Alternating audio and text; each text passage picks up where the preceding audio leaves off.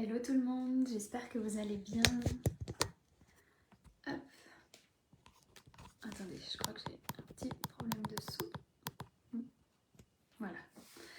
J'espère que vous allez bien. Aujourd'hui, je vous fais une petite vidéo, un petit live sur ces notions de communication. Parce que ce que je constate chez toutes mes clientes, en tout cas chez mes clientes privilégiées, c'est-à-dire celles avec qui il y en a un accompagnement proche, que ce soit dans mes one-to-one ou dans mes groupes, l'hypermind notamment, c'est cette difficulté, cette lourdeur finalement autour de la communication. Il y a quelque chose qui est pesant, il y a quelque chose qui est contraignant. Et je voulais vous parler de ça aujourd'hui avec vous, voir comment on peut se détacher de cette lourdeur, comment amener un peu plus de fluidité dans notre communication. Alors, si c'est la première fois que vous me voyez, n'hésitez pas à me mettre un petit mot dans les commentaires, à me dire bonjour si vous passez par là en live, ou mettre un petit hashtag replay si vous prenez cette vidéo en replay. Et pour ceux qui ne me connaissent pas, moi c'est Marine Duvoldi et j'accompagne les femmes à développer leur activité sans sacrifier leur vie de famille. Donc aujourd'hui je vais vous parler de communication parce que comme je le disais, c'est vraiment, je trouve, le point commun entre toutes les difficultés de mes clientes se tournent autour de cette communication. Il y a vraiment quelque chose de lourd, de contraignant, de qu'est-ce que je communique, comment, à quelle fréquence, et est-ce que je vais pas être redondante, et est-ce que je vais être intéressante, est-ce que je suis assez, est-ce que... Voilà, il y a tout un tas de questions. Et finalement, la communication, c'est quand même, aujourd'hui, dans notre business, un point clé, parce qu'on peut avoir les meilleures expertises, les meilleurs diplômes, les meilleures connaissances ou je ne sais quoi, être le meilleur coach en je ne sais quoi ou n'importe quoi, si on communique pas, si on montre pas qu'on est disposé pour accompagner les gens, forcément ça marche pas. Donc la communication c'est hyper important d'être visible et de communiquer avec les bons mots pour résonner chez son audience, pour faire en sorte qu'ils nous captent, qu'ils aient envie de travailler avec nous. Donc là-dessus, il n'y a aucun souci, c'est important. Mais parfois, c'est tellement important pour mes clientes, en tout cas, que ça en devient difficile, ça en devient lourd. Elles ne savent plus comment communiquer, quoi partager, sur quel réseau, à quel moment, etc. Et en fait, ce que je constate et ce que je leur dis la plupart du temps, c'est vraiment, mais comment on peut amener de la fluidité dans cette communication? Peut-être la première chose déjà, alors évidemment ça dépend si vous êtes sensible au Human Design ou pas, mais si vous vous intéressez au Human Design, il y a plein d'informations hyper intéressantes en termes de communication. C'est pas l'objet de ce live, donc je vais pas m'étendre sur le sujet, mais vous pouvez trouver plein d'infos par rapport à votre design et votre façon de communiquer. Est-ce que vous êtes plus à l'aise à l'oral, à l'écrit? Est-ce que, voilà, par rapport à votre audience, est-ce que vous avez besoin de créer un lien proche ou pas forcément? Voilà, il y a plein d'infos hyper intéressantes, donc je vous invite à regarder si vous avez envie d'aller plus loin. Mais déjà, quel que soit finalement notre Human Design, et de manière générale, la première chose qui me paraît indispensable, c'est de prendre plaisir. C'est vraiment de prendre plaisir, tout simplement parce que si on kiffe ce qu'on fait, et si on vit chaque instant de son quotidien dans la plus grande intentionnalité, vraiment en étant connecté à ce moment présent, ce qui se passe, c'est que on va jamais manquer d'inspiration. Parce que ça aussi, c'est une crainte chez mes clientes, c'est vraiment, mais qu'est-ce que je vais dire, mais qu'est-ce que je vais amener de nouveau? Il y a cette volonté de se démarquer tout en apportant leur approche, mais aussi ce truc de ne pas être redondant, de trouver l'inspiration, de communiquer tous les jours et d'amener quelque chose de nouveau tous les jours. Mais en réalité, quand on lâche la peur de manquer d'inspiration, on est toujours inspiré. L'idée, c'est vraiment, plus on vit chaque moment de sa journée avec une grande intentionnalité, avec une grande capacité de présence, plus vous allez être inspiré en fait. Parce que si on passe sa vie, sa journée en mode automatique, là c'est sûr qu'on laisse pas de place à l'imagination, à la créativité et tout ça. Mais si on vit chaque moment vraiment et que on est pleinement présent, vous allez voir que en lâchant cette peur de manquer d'inspiration, toute votre journée, mais il y a des millions de choses que vous pouvez partager sur votre journée en lien avec votre business ou pas forcément. Mais en tout cas, l'idée c'est vraiment que plus vous allez être dans le kiff, plus vous allez prendre plaisir, plus ça va se ressentir sur votre communication, plus vous allez avoir des idées et dans la façon d'écrire, ça va se ressentir aussi. Donc, plus vous allez être magnétique par vos mots, vous allez toucher votre audience avec justement les bons mots, ceux qui lui parlent, plus ils vont se reconnaître en vous, plus ils vont avoir envie à un moment donné d'embarquer avec vous. Donc ça me paraît être la première chose. Pour être inspiré, de vraiment kiffer ce que vous faites et de vivre chaque instant avec intentionnalité, et aussi pour que la personne en face, quand elle lit votre texte, elle le sente, ce plaisir que vous avez pris à faire telle ou telle chose. Peu importe si vous avez pris plaisir à passer l'après-midi avec vos enfants alors que vous avez un business sur, j'en sais rien moi, sur les carottes, n'importe quoi. On s'en fout en fait, parce que c'est vraiment ce plaisir que vous allez prendre à vivre cet instant et à retranscrire qui va faire que les gens vont capter et vont être avec vous. Ça, c'est la première chose. La deuxième chose, c'est la confiance. Ça, c'est pareil, c'est plus vous allez être dans cette confiance que ce que vous apportez, ça a de la valeur. Plus vous allez avoir confiance dans le fait que vous apportez une transformation à vos prospects, et à vos clients surtout, plus ce sera facile de communiquer. Qu'est-ce qui fait qu'on n'ose pas communiquer? C'est nos peurs de ne pas être assez, nos peurs de ne pas tenir nos promesses quand on vend une promesse, c'est nos peurs d'être jugé, c'est toutes nos peurs. Mais quand la confiance elle est tellement grande qu'elle prend le pas sur ses peurs, on n'a jamais peur de communiquer.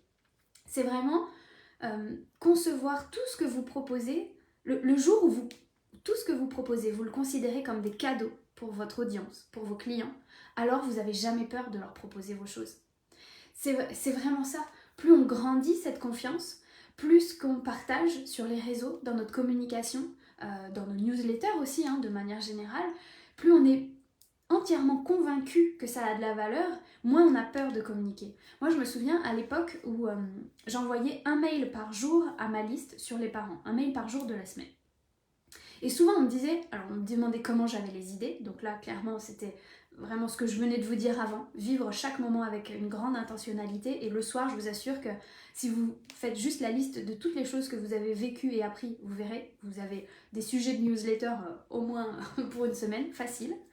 Et la deuxième chose, il me demandait toujours, mais c'est pas difficile de vendre tous les jours, mais en fait, je voyais pas du tout ça comme ça, parce que chacun de mes mails, il y avait un enseignement dedans.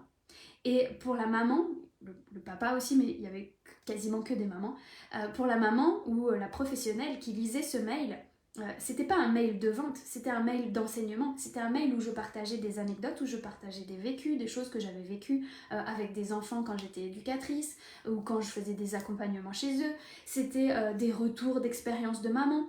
Il y avait un enseignement, et ensuite je leur proposais seulement d'aller plus loin, mais c'était une proposition.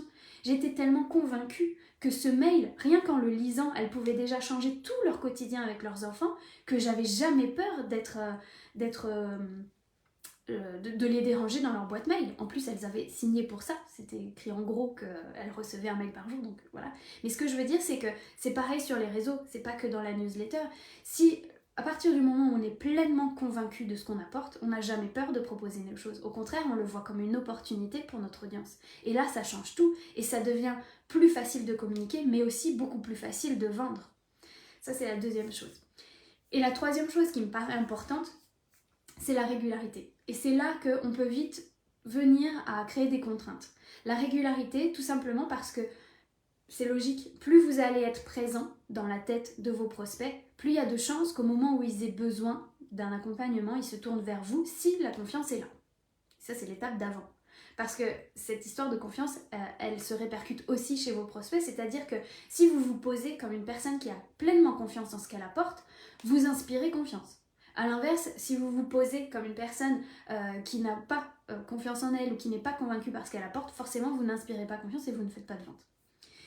Mais si on revient sur cette troisième étape là, enfin c'est pas une étape mais c'est plutôt des choses qui me paraissent importantes en termes de communication, qui est cette notion de régularité, bien, c'est vraiment plus vous allez être régulière, ou en tout cas plus vous allez être régulière, c'est-à-dire que plus vous allez être présente dans la tête de votre audience, et donc plus il y a de chances qu'au moment au moment où ils auront besoin de quelqu'un, c'est vers vous qu'ils se tournent, parce que vous serez là, parce que vous aurez prouvé votre stabilité aussi, parce que je vois aussi beaucoup de femmes qui ont une très bonne expertise, qui communiquent très très bien, et qui sont très présentes sur les réseaux, puis après on les voit plus pendant 2-3 semaines, parce qu'elles ont besoin de se ressourcer, et puis elles reviennent, et en fait ça, évidemment c'est important d'écouter son énergie et tout ça, je dis pas qu'il faut quand même tenir quand on est au fond du trou, simplement ce qui se passe c'est que quand on voit une personne, un coach, un mentor, peu importe, qui dit toutes les 3 semaines, oh j'ai coupé des réseaux, j'avais besoin de me ressourcer, machin, bah du coup ça inflige, enfin il y a quand même quelque chose de l'ordre de, oula, cette personne elle est pas très stable, il y a quelque chose qui fait qu'un jour elle est là, un jour elle est pas là, le lien de confiance ça vient l'altérer quand même. Alors ça c'est que mes croyances, hein. Personnellement c'est ce que moi je me dis quand je vois voilà, ce genre de, de comportement sur les réseaux. Moi je pense qu'à partir du moment où la communication elle est fluide et facile, on n'a jamais besoin de couper des réseaux. Parce que c'est facile. Au même titre que c'est un peu comme je dis souvent, que j'essaye de faire en sorte d'être en vacances tous les jours et d'intégrer mon travail tous les jours dans mes vacances et qu'il n'y ait plus finalement ni de dimanche, ni de lundi, ni de vacances, ni de période de travail. Bah là c'est un peu pareil. À partir du moment où la communication elle est tellement légère qu'on n'a pas l'impression de travailler, on n'a jamais besoin de couper des réseaux. Par contre, si vous sentez que c'est quelque chose qui est fatigant, qui est contraignant, qui vous fait des nœuds au cerveau et que du coup vous avez besoin de vous protéger des réseaux, c'est qu'il y a quelque chose dans votre communication qui n'est pas fluide. C'est qu'il y a quelque chose qui n'est pas facile, qui vous demande encore un effort en fait.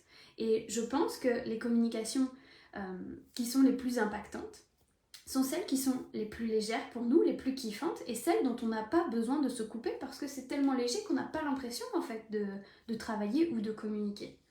Donc voilà, cette régularité, elle me paraît quand même importante pour inspirer confiance aussi, pour être présente, montrer qu'on est là, pour que les personnes se tournent vers nous au moment opportun. Ça ne veut pas dire se forcer. Si vous sentez qu'aujourd'hui, vous vous dites il faut absolument que je crée un post par jour et que je fasse un live par jour, un défi 365 ou je ne sais quoi, mais que vous sentez que c'est tout contracté, bah, en fait, il y aura beaucoup moins de répercussions que si vous lâchez le rythme, mais que vous êtes plus régulière, tous les 2-3 jours, c'est ok, en fait, mais ce sera plus léger et ce sera, du coup, vous allez plus être dans votre essence, dans ce qui vous plaît, dans ce qui vous fait kiffer, et donc vous serez plus magnétique que si vous le faites sous la contrainte. C'est un peu comme si, d'un côté, vous avez le plaisir, certes, qui est pas là tous les jours, mais qui est là de façon régulière, mais vous rayonnez pleinement et du coup, on voit que vous. Ou alors, à l'inverse, vous vous forcez à être là tous les jours, mais en mode il faut, c'est contraignant, c'est lourd, et du coup, vous réduisez votre lumière, vous éteignez un peu votre étincelle, et vous vibrez moins, c'est moins percutant, c'est moins impactant, et du coup, l'effet est moins intéressant que si vous venez de façon plus espacée, mais avec le plaisir, le kiff et la joie d'être là. Donc voilà, cette idée, c'est vraiment comment remettre du plaisir dans votre communication. Comment partager tout ce qui vous fait vibrer et sans vous faire des nœuds au cerveau sur à quel moment est-ce que je publie, est-ce que ma cible elle est là sur Facebook à telle heure et bidule et machin. Plus vous allez créer de la lourdeur, des il faut, des je dois, et plus ça aura des répercussions qui vont être un peu limitantes en fait dans votre communication. Tout ça, c'est mes croyances, c'est mon expérience à la fois des réseaux et des newsletters. C'est ce que j'ai constaté après 5 ans d'entrepreneuriat. Mais voilà, vous prenez ce que vous avez à prendre. Mais je crois vraiment, s'il y a une chose à retenir, c'est le plaisir, le plaisir, le plaisir. Prendre plaisir à ce que vous faites. Et là, tout est plus léger et vous n'aurez plus l'impression de devoir communiquer. Voilà, je vous souhaite une belle journée et je vous dis à très vite.